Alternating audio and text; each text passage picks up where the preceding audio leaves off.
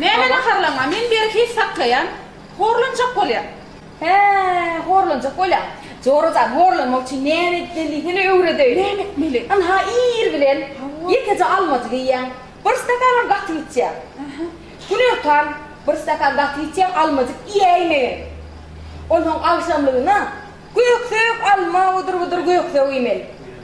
Bolýar. Ana şonu etýän edilmeýän ki al figuran bolýar. Vay, inay figurana bak etsen. Ana syýdaý meni. Bollanma. Wi, Jorajan. He. Yan kaydan zatlaňy nahardan öňi bermeýär soň. He? Salam. Tamam. Oturun. Hoş geldiniz. Gelin geçin oturun. Son fağırlan yer yani. Son sabah. Geçayım o zaman yere. Gayri açık sen. Geçayım hadi. Yine de var. Son sana. İşten açık olsun. Evet, sağ olun. Başka gerek dağıtırın ama. Abi, He? son sen düğün kadarıyla bu diye anlayın. Ha o değil kız. Bana şu gün kıkarken jaksam ne ya? Ağam. Şu gün kızım sana yiyecek oldum. Ertir gelmeli. Ha? Hay Doğan. Hani gel penirlen öyle, kılmata penirlen. Var gel.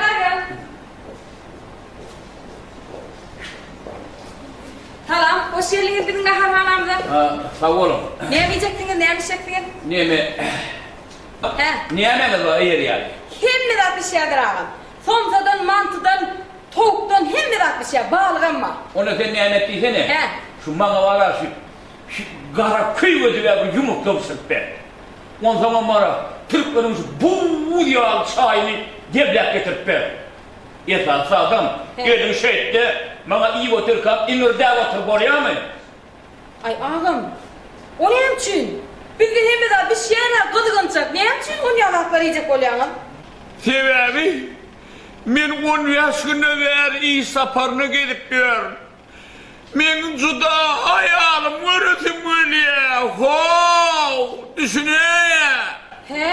He?